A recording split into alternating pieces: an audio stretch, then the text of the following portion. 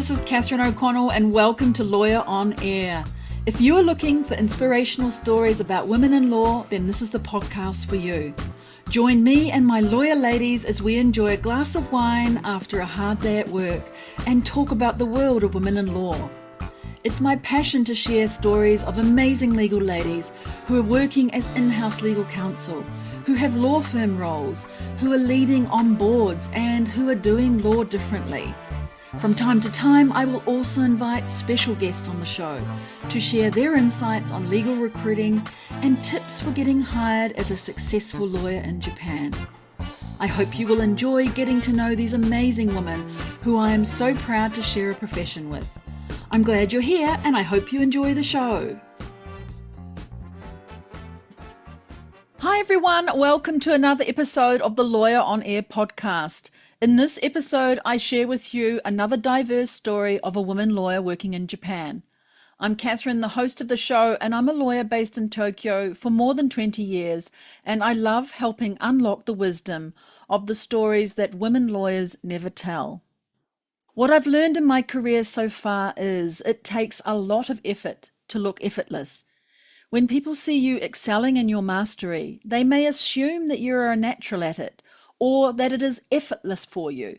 But just like multi-match winning tennis star Roger Federer said, effortless is a myth. And that's a quote from my guest today, Bonnie Kong. Bonnie is a partner in the Tokyo office of Anderson, Mori Tomotsune. Bonnie has extensive experience in a broad range of corporate matters, including capital market transactions, cross-border M&A, restructuring and securities investment, as well as licensing and regulatory compliance. Bonnie is fluent in English, Cantonese and Mandarin, and is conversational in Japanese. She undertook a Bachelor of Laws and Commerce at the University of Auckland in New Zealand, and subsequently studied a Bachelor of Chinese Laws, and also joined a Japanese language program at Keio University in Japan. Bonnie is passionate about diversity, equity and inclusion and has been appointed as a member of the Diversity and Inclusion Committee at her firm for the last 15 months. In her spare time, Bonnie loves travelling and has also been to different parts of Japan, and she also enjoys cycling. You can check out Bonnie's full bio in the show notes. On this episode, Bonnie shares her ideas on the future of law in what she calls the exciting area of AI law.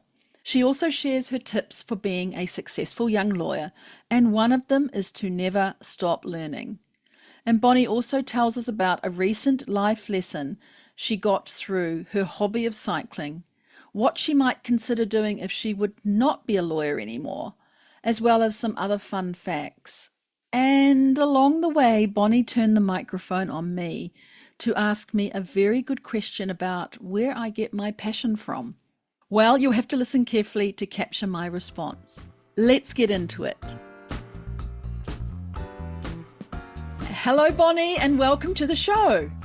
Hello, Catherine. Thank you for having me. So good to have you here. Hey, if we were meeting up in person, where would we be?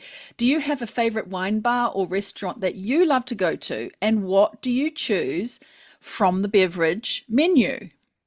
There's a secret place in Nihonbashi that I would love to go with you. As you might know, in Nihonbashi, there's this historical Fukutoku shrine. At the bottom of the stairs leading under the shrine, there's a secret restaurant and bar. The interesting thing about this restaurant is that the menu is tailored according to the 24 seasons and 72 micro seasons in Japan. Apart from the traditional Japanese tea ceremony, they also have seasonal cocktails made with Japanese sake, and I think you would love it. Oh my goodness, I love it. There's also a stage at the restaurant where the Japanese traditional performing arts called No are conducted live day and night. So there's also a no drama stage. Correct. Wow, what an amazing place. Hey, it's not so silent or secret now that you've mentioned it. So we have to go there one day. Wow, there's an app on from the App Store that I follow, which is called the 72 Seasons, and it's so lovely. I love it because each week it comes out with the micro seasons you just mentioned. And it's just thrilling to see. It's not 4 seasons, right? There are 72, and as you said, 24 seasons and 72 micro seasons. So it's amazing, and they've got a menu tailored to that. Yes, and they've like cocktails and mocktails tailored for that. Wow. So if you were going there and there's a menu you must be familiar with, I guess, with the cocktails and mocktails, and they may change for each micro season. But is there something you've had there that you really enjoyed? Each time when I go there, I always order like the drink for the season. So that's something interesting about the restaurant as well, because like you never know what you're going to get. Ooh, that's also very interesting, isn't it? I'm so traditional in that I go somewhere and I'll order the same thing. Like if I go to one of the salad bars, it's always the same salad, and I should really vary it. So I love this idea of the menu inviting you to choose a different drink each time. How interesting. Wow. I will hold you to that, and we have to go there soon. Thanks so much, Bonnie. Well, let's keep going. And I just wanted to go back into your early childhood, maybe even your young adult years, and just think about that time and what maybe your careers you were thinking of, or what you're even just dreaming about or curious about in those days. Well, when I was a kid, I thought about like different things that I want to do when I become an adult. I thought about like becoming a designer, like interior designer, fashion designer, and also like architect. But I end up choosing law and commerce. Yeah, so where did that come from, that inspiration for, say, design, fashion, interior, architecture? Was it something you love drawing and you're very good at that? Where's it coming from? I did my junior and high school in New Zealand. And in New Zealand, they actually encourage you to try out different things. So I actually did quite a bit of like art and drawings and design when I was at school. So I love that. Then later I realized that I probably don't have that much talent. So I decided to do the more traditional academic subjects like accounting, and I love it.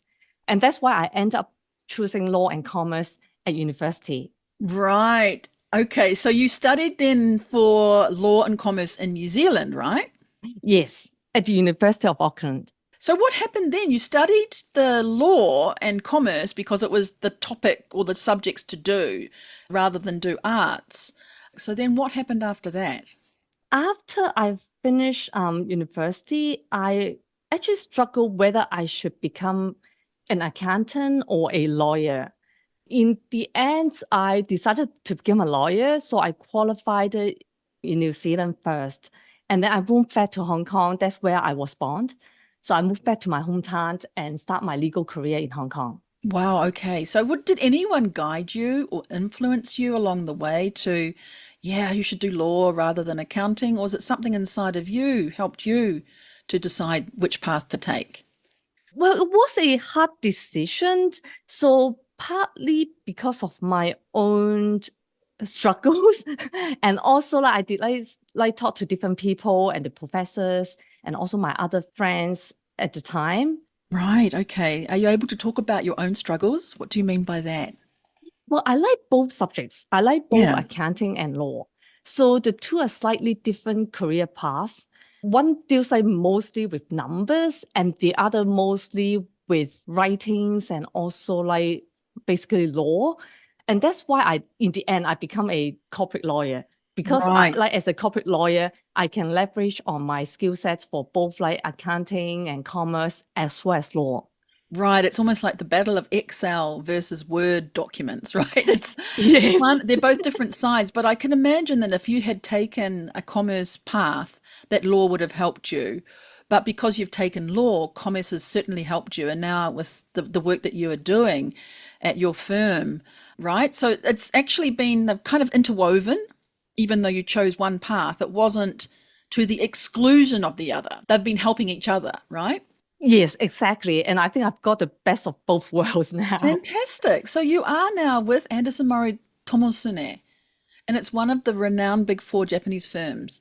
What happened between the New Zealand and Hong Kong part of your life up to getting to where you are now? Can you tell us a bit more about that path of your career? I started my career at UK law firms in Hong Kong. And at the time, I had the chance to work on some transactions involving Japanese clients. So I started to get interested in the Japanese culture and also like Japanese work.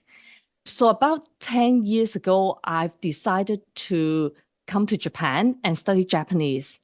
I spent 1 year studying Japanese at Keio University. And after that, I spent 2 years working at an US law firm in Tokyo. So it was a very good experience for me. So I get to learn a bit of Japanese and getting to meet some Japanese friends and also get to learn more about the Japanese culture.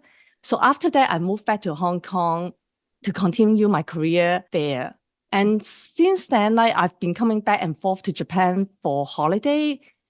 And there are lots of things to do and see in Japan. So you will never get bored with it.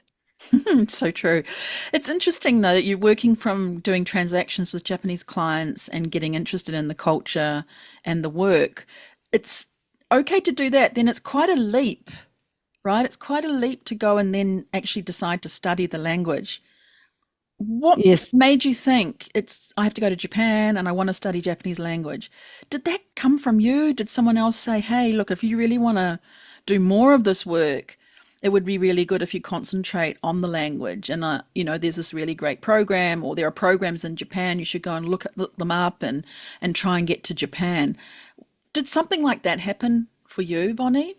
In recent years, I really want to come back to Japan and live in Japan because, as you know, Japan is a very livable place. So a few years ago, I've decided to move back to Japan and start looking for a job here. And luckily and thankfully, I got an offer from Anderson, Mori and Tomotsune, and I've decided to join the firm. And back to your earlier question, at the time when I had meetings with the clients, we always have to have like translators.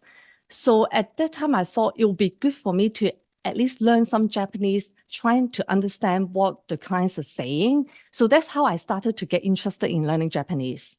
Right. And are you still learning, like studying it, or are you doing it on the job kind of study now in the language? Because I feel for me, I mean, I learned Japanese for 2 years and tour guided using Japanese and then kept using it, but I'm still learning every single day. How about you?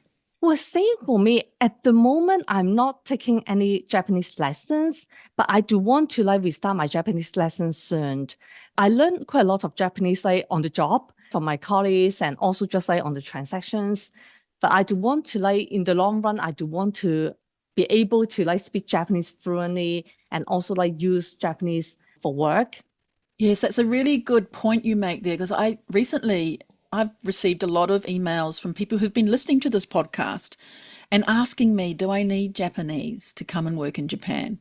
Do I need Japanese to be a lawyer here? And I sometimes find it a little tricky to answer those questions because there's not one right answer. I think you'd be the same in thinking about how you should approach language with a law career in Japan. Maybe sometimes it's okay not to and use a translator, as you said. And we've got some brilliant translators who work in law firms or in organizations. But at other times, I think you're hinting at the more you can get into language, the more you can communicate. And I think it's about communication. The better it is to actually have Japanese language. So if you were going to write back to those people who asked me this on the email, what would you say about that? I've actually got the same questions from time to time as well. And I totally agree with you.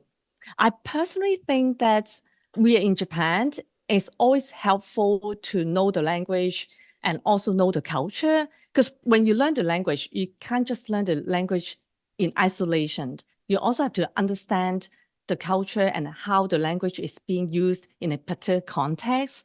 And this is something that I like and find Japanese interesting. So my advice would be in Japan, obviously for some jobs or even for some law firms, they may not really require a Japanese language for you to join the firm. But I would recommend that it's always good to learn the language and the culture. Yeah, I think you're right. I remember when I arrived in Japan, 2002, The first role that I had is like, yeah, it's lovely that you understand Japanese, but we don't really need it as a requirement to work here. But as time went on, at least 10 years after that, it became a requirement for a lot of the roles that I was interested in that were in house. And I think that might be a difference there between in house and private practice with the language, is because in house you are dealing with a lot of different people who may not have English, who may not be at the international law firm level, who have a lot of really good English, and they, need to be able to speak Japanese. They might be engineers or people in supply chain or the accountants or somebody in those sorts of different departments who may not have a level of English and therefore expect Japanese. So in those kinds of roles, I think having Japanese language to communicate with your colleagues is really important as a lawyer. And also for Japanese clients, a lot of the time, even though you can't speak Japanese fluently, they still appreciate the fact that you're learning and you're trying to communicate with them in Japanese. Absolutely. I think you're right there. I mean, I can imagine if I went to Germany or Sweden or somewhere where I didn't actually have any of the greetings or any way to communicate with people there, it would feel very weird, wouldn't it? So I think you're right with having the language a little bit, and maybe everybody's different, but I'll include some of those comments in my reply email to these people. So thank you very much for that. I also have to work harder on my Japanese. Right, we all do. We all do. So it's a constant thing, and that's really a good point. And I'm joking a little bit, but I'm also serious in that it is important that you keep going at a language. It's a living thing. It changes. There's all kinds of different vocab. Different clients and different industries or sectors have different vocabulary, and so it's always a learning process. It's not, I've learned Japanese, I studied it for 2 years, finish, right? It's continuing. And certainly my pathway with Japanese language is now about 30 years and I'm still learning. So there you go. Wow. Well, let's jump back to the present, Bonnie. That was really exciting to go into the language part there. You've been now with AMT for, is it about 3 years? Yes. Wow. How have you seen working in the law there and the environment, perhaps especially with maybe women lawyers there? Have things changed over the time that you've been there? I know too that you're really passionate about DE&I, diversity, equity, inclusion, and you're a member of the D&I committee. So tell me why you're interested in doing that kind of work there and how it is for women in big law firms these days.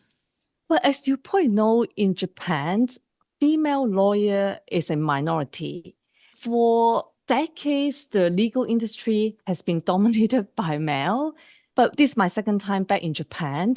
And one observation that I've made is that there are more female lawyers than back in 10 years ago when I was last in Japan. And at Anderson, Mori and Tomotsune, one thing I like about it is that the firm focuses a lot on the diversity, equality, and inclusion. And we've got a D&I committee, and we have been doing a lot trying to promote D&I initiatives within our firm as well as like in the legal community. To be honest, this is not something that I had expected from a Japanese law firm, but I'm very impressed that we are doing a lot to promote that. Yeah, it's really great. And I know that seeing you in the market is such a good advertisement and a role model for someone who can be a non-Japanese person and reach the level of partnership. And I know people who are listening to this have clicked to listen to your episode because they want to know how to get to where you are. And I know everyone has a different path and different ways, but what would you say to someone like that who asks you for some advice? And I'm sure it's not the first time you've been asked, but maybe the first time on a podcast, is what should people do? Maybe your top few tips that would be helpful for them to think about, to concentrate on, to get to a level in a partnership in a firm like you have. If I really have to give one piece of advice, I would say never stop learning. You never know when the knowledge or skill set that you've acquired will come into play in the future. And you never know where life is going to take you. So over the years, I've been learning different skill sets and different languages. And when I decided to come back to Japan, it just happens. Right. Has there been any example of where you've pulled out a skill set from before that you thought was just sitting in isolation over there And in fact, when you've come to Japan, it's been something that's come up as being very useful that you did it in the past. Do you have any examples of that? Well, I would say that Japanese language is one. After I moved back to Hong Kong, I hardly ever had the chance to use my Japanese language anymore. So after it's been 10 years, and after I moved back to Japan, it somehow just like click. And the Japanese that I've learned like over a decade ago is coming back.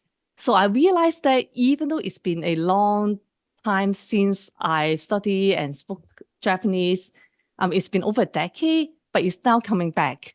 Right, I see. That's really good. How about thinking about you're such a busy person. So how do you manage your day-to-day work schedule and keep on top of things? Because I think that's pretty hard when you're at your level there. Is there any advice you'd give about that? How people should approach managing their workload in order to be able to be seen as someone who could be promoted up to partner level?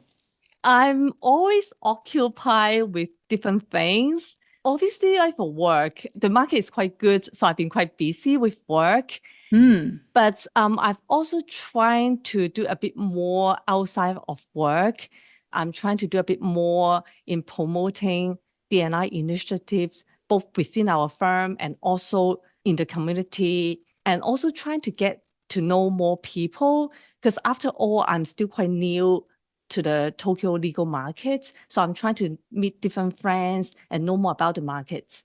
Yeah, it's really good. And I think in the market, getting to know more people sometimes means that you might offer your time pro bono, right? Or you might offer your time just to give to an organization in a volunteer way. Is that something you'd also recommend people do, even if you might be at a partner level? Is it still a good thing to go out there and offer your time and services to other organizations that you really cherish or that you think could do with some of the skills and experience that you've got? Definitely. I think you've been doing a great job in promoting women lawyer in Japan. As the former president of Women in Law Japan, and also a member of the executive committee of Women in Law Japan. So I'm learning a lot from you. Honestly, I think you set a great role model for female lawyers in Japan. And nowadays, I'm trying to do a bit more learning from you and other team members as well. As I mentioned earlier on, female lawyer is still a minority. So I think it would be good to help each other out, to put together and support each other. Yeah, how can we do that? So, how can you and I know I've had my past roles, but what is it that we can do? Is there even just small things that we can do to help other women lawyers? What would you suggest? I think there are many different things that we can do. At the firm level, we've been holding different seminars for our team members. And we are also discussing about bringing in external consultant to provide coaching and training programs to our female lawyers. And at the community level, I think like organizations like Women in Law Japan is a great organization to pull all the female lawyers in the market so that we get to know each other and we can share our experience and also provide trainings and also mentorship to the junior lawyers in the market. Yes, I think too, the thing about Women in Law Japan is that it's open.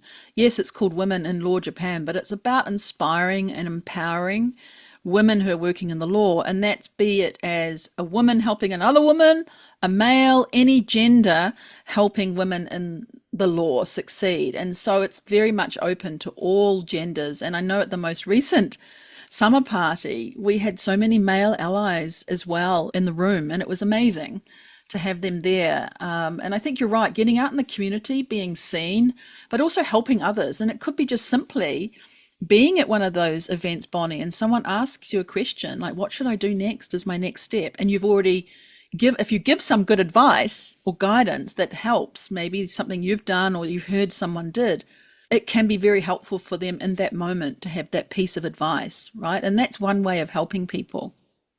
Yes, I've actually benefited a lot from that as well, including like asking you like with like different questions and also just like by talking to different members and learning about their career path and how they got about to where they are now. I think that itself is very helpful for me. Yeah, that's right. And I think aside from what we've just talked about, you also in the past were a judge at, is it an intercollegiate negotiation competition? And you also served as a part-time lecturer at the University of Tokyo in their graduate school of law and politics. So those are other activities that are aligned with what you're doing, but they're also giving your time to these activities, right? Would you recommend other lawyers do that kind of work as well if they can? Yes, of course. Now that I've accumulated different experience over the years, I do want to share my experience with the younger generation. So I had the honor to teach at the Tokyo University. So I also receive different questions from the students, not only on the subject matter that I teach, but also on their career path. So I'm actually quite pleased that I'm able to provide them with some advice, which hopefully will be useful for them in the future. Yeah, they're probably asking you questions not only about the topics that you're teaching, but alongside that, asking you, how do I get to do this? Or what do you recommend if I'm thinking about these three programs? What's your advice? So you probably get a bit of that as you're doing the roles such as part-time lecturer. Yeah, Yes, I've received right. different questions like that. Yeah, interesting. So there are students who ask me if they want to study abroad, where they should go, whether they should go to Mm, the UK, the US, or even Singapore or China. There are also students who ask me that they're struggling what they want to do in the future, whether they want to become a litigator or corporate right. lawyers. So it's actually quite interesting. When I talk to the student, it's more like seeing myself back 20 years ago. You're so right. I was just thinking exactly the same thing, how we see ourselves in the questions that they ask and thinking about literally imagining I'm standing in their place and they're standing in my place. And what would I want to say to them to help them? It's a really interesting situation, isn't it? Where you think about what would I say if it was me? What would I tell this person? If I think we think about them in that way and reflect in the mirror, seeing them as us, it can be a really different kind of advice that we might give them. Yes, so by just talking to students, I also learn a lot. And you also get to know more about what the younger generations they're thinking now. So it also helps when it comes to working with the junior team members. Yeah, I see. And I was going to ask you actually about advice for young lawyers, but reflecting on your own career, would there be some advice that you can give, or what kinds of things you talk about when you're mentoring that would give people some sort of impact for them to think about for their own journey as a lawyer? What kind of advice might you give them? I would say never limit yourself. So try out all the possibilities. If you don't try it out, you don't know whether you like it or not. And talk to people and talk to those who have gone through the same or similar career path so that you can learn from the experience as well. Yeah, brilliant advice. Oh my goodness. I want to ask you something quite tricky, but I hope you can answer it. A career defining moment.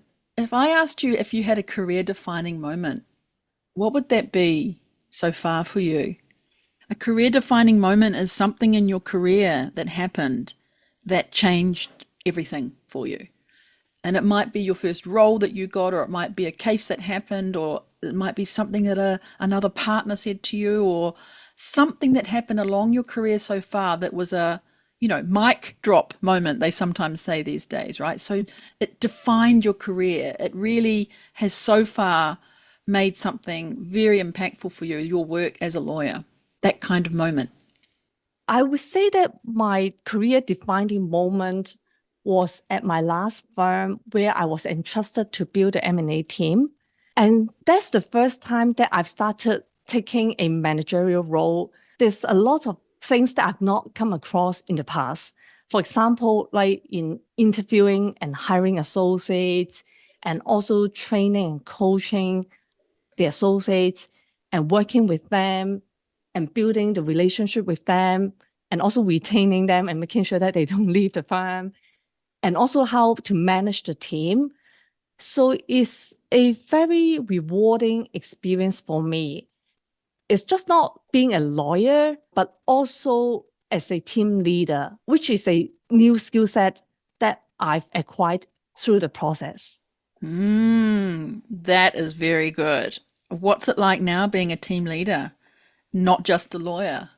I've learned how to see things from different angle. As lawyers, I think sometimes we can be quite determinant or even biased. But ever since I've become a so-called team leader, I try to look at things from the perspective of the associates so as to understand more about what they're thinking or how they perform on the work. I think it's very important to learn how to see things from different angle. That's great. You mentioned you had quite a few moments. Is there anything else that's coming up for you now as you speak about this moment? Is there another moment that you'd like to tell us about? I think what you've told us so far is brilliant. Another career-defining moment is with Mori and Tomotsune. It's the first time for me to work at a Japanese law firm. And in terms of the organizations and also the culture, it's quite different from the other firms that I've previously worked at. And it's an eye-opening experience for me because I get to work with lawyers from different backgrounds and also with different experience. So I've been learning a lot from them and also getting to know more about the Japanese work culture. And I'm also very thankful for the support that I've received from other partners at my firm. How is the work culture? Not specifically any examples, but how's it different in a Japanese law firm in Japan compared to, say, a foreign law firm?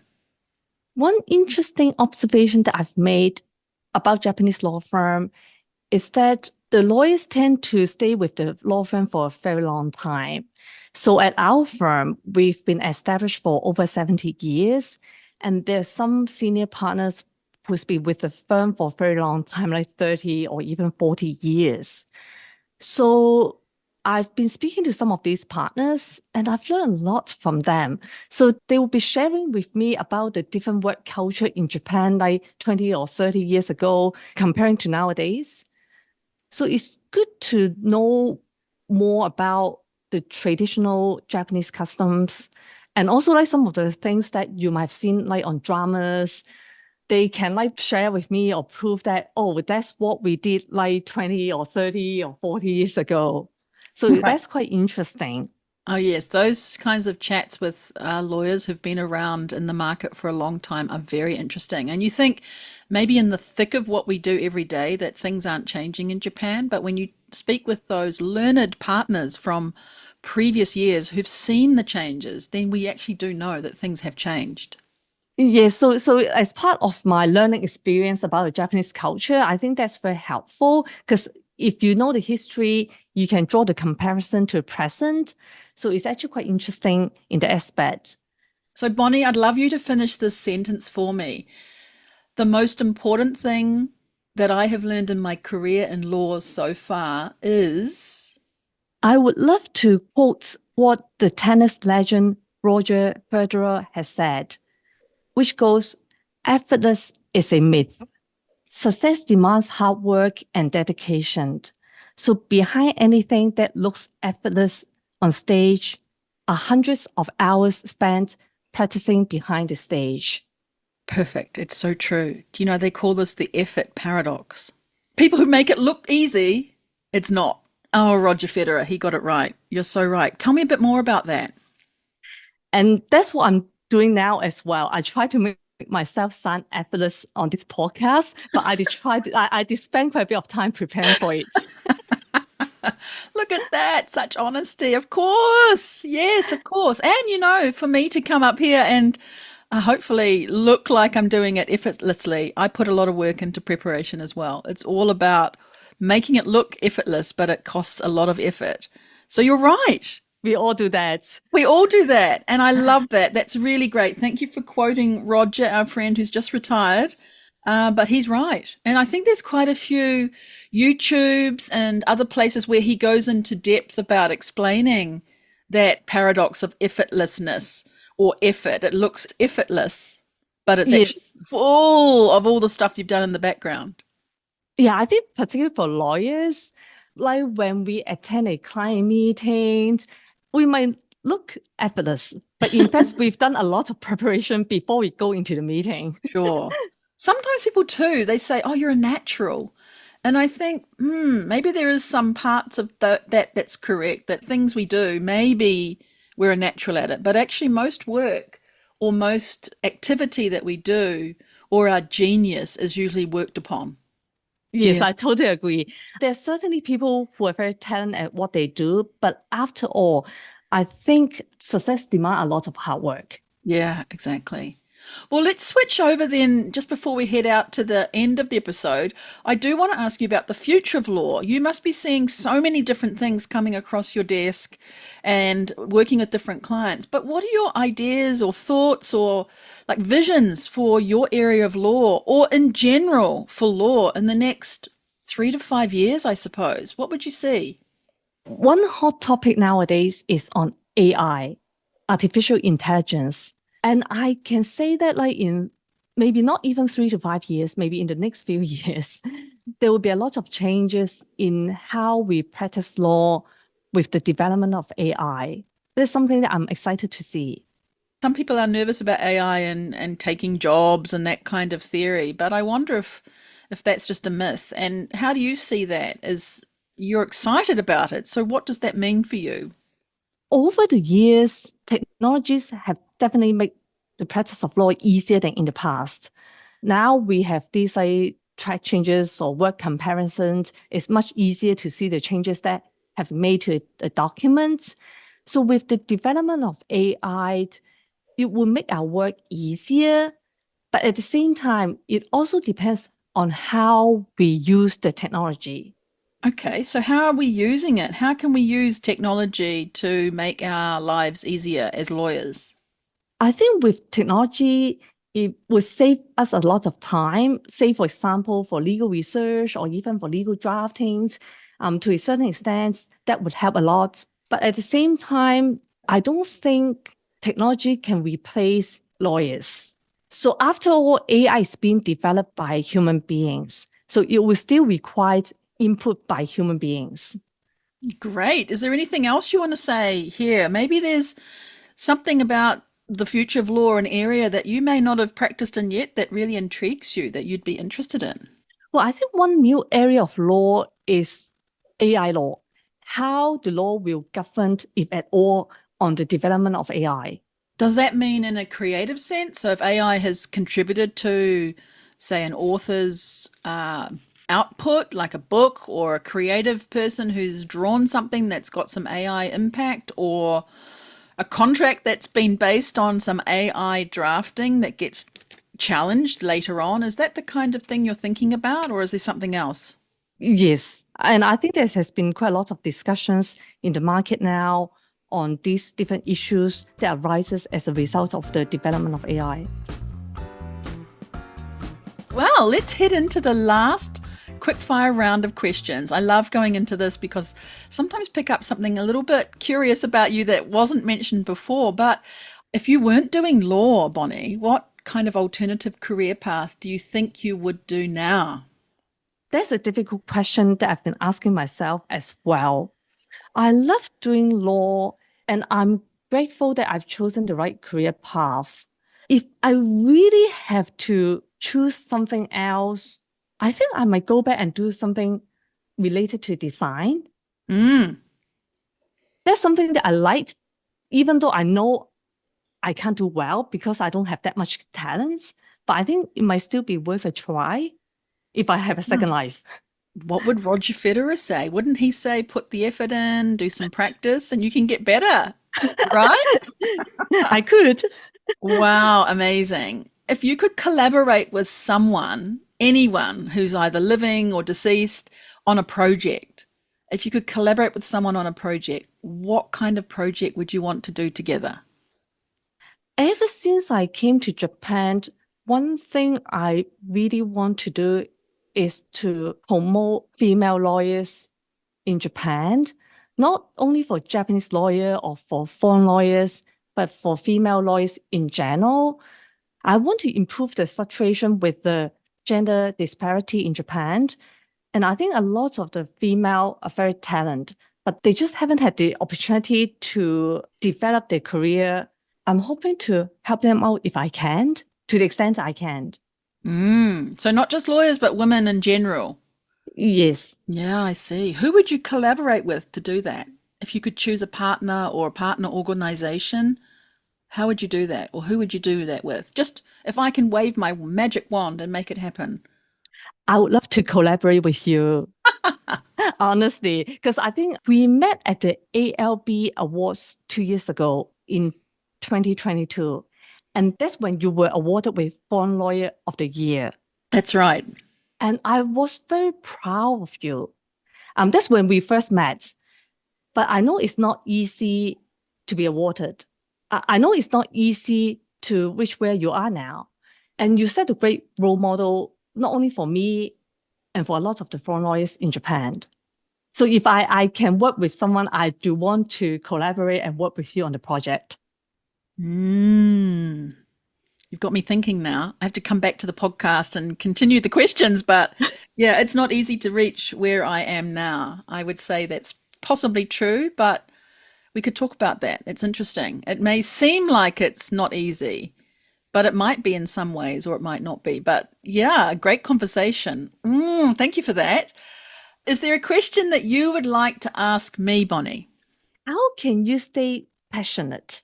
Because you're always very passionate with what you do and very energetic. So how can you keep up with that? Oh, that's such a good question. I think because I see the outcome of what I do and the impact that it has for other people, that I keep going. Because during your career, you do things for yourself. You do your law degree to get a job. You work very hard to get promoted and get a better salary. You go and do other things, and it's for yourself. But at some point in your life, and maybe it's after I started my own law firm, it flips to doing things for others. And it's not about me. I become the tool, using myself as a sharpened tool to help others to chip away at what they want to do. So my passion comes from seeing others excel, whether that be me coaching them to get on a board role, whether it's these conversations with amazing people like you. I love these conversations. So I think it comes from the heart of loving what I do, but seeing the outcomes and impact on others, where they are in a better place after having dealt with me, after having interacted with me, after having heard from me. They're in a better place from there, where they were, to where they are now. So that keeps me passionate. Not sure if that answers your question, but I see output and I approach things from a what's going to be great for this person before anything to do with me, because it's my turn to help others, and that helps me be passionate. That's very insightful and encouraging as well. Thank you for that. You're welcome. Well, Bonnie, my last question is there anything that's happened in your life recently that has been a really excellent learning journey for you? I've had an accident last week. An accident? Yes. Oh my goodness. Are you okay? I'm in one piece now. I fell off from my bike. I was riding a bike after rain. It was a bit slippery and it somehow got out of control and I fell off from my bike and I knocked my head badly on the ground. So I was hospitalized and done the CT scanning of my head. Thankfully, there was no injury inside my head, but that was scary enough. So one thing I do want to say is wear a helmet. Wear a helmet. Yes, very important. As you probably know, in New Zealand, it's mandatory to wear a helmet when you're riding a bike. In Japan, there was a change to the law last year, which makes it mandatory. But I'm using the word mandatory with a quote because I think the law says that you have to make an effort to wear a helmet. But there's no penalties, even though if you don't do it. But regardless of what the law says, it's clear that helmets are helpful from a safety standpoint. So I would strongly recommend everyone to wear one when you're riding a bike. Wow, that is a life learning for sure. I know that my brother came off his bike in New Zealand and he had a helmet on, and thankfully, because that saved many, many different things that could have happened. So I agree with you. It may be mandatory or mandatory in inverted commas, but just do it, right? It's for safety first. I really thank you for that. That's great. Thanks so much. We've come to the end, and I'm sure you're relieved. Yes, I am. Thank you so much for saying yes and coming on the Lawyer on Air podcast. I know it's your very first podcast, but I don't think it's going to be your last. So it was just so great to speak with you in this way today. Thank you so much. Thank you, Catherine. So did you enjoy it in the end? And would you recommend other lawyers say yes to me when I invite them to come on the show? Definitely.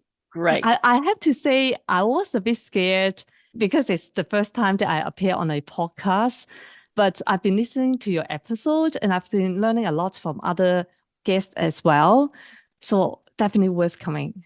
Great. Thank you so much for that. There's the endorsement, everyone. So if you get offered or you are asked by me to come on or you feel like you'd like to be on the show, get in touch. So Bonnie, for people who are interested in connecting or learning more from what you've said today, how's the best way to get in touch with you? Is it LinkedIn or through your law firm website? I think the best way would be through LinkedIn. Right. Okay, great. We'll pop that into the show notes. And to the people who are listening, if you enjoyed this episode and it's inspired you in some way, please subscribe, leave a review and a rating, and you can hop onto my website and actually leave me a 60-second voice memo telling me what you liked. I'd love to hear your voice. Anyway, for everybody else, please go ahead and share this episode with someone you think would enjoy listening and be inspired to live a lawyer extraordinaire life. That's all for today. See you on the next episode. Cheers, kampai, and bye for now. Thank you so much for listening today to this episode of Lawyer on Air. I really hope that you were inspired by the story you heard and that you discovered something new about women in the law. Please subscribe to the show so that you don't miss future episodes. And if you can think of even just one person to share this episode with, that would make my day. I invite you to connect with me to talk more. Jump on over to LinkedIn or Instagram where you can find me, or send me a message via my website contact page. That's all from me today. I look forward to seeing you right here on the next episode of Lawyer on Air. Cheers, kampai, and bye for now.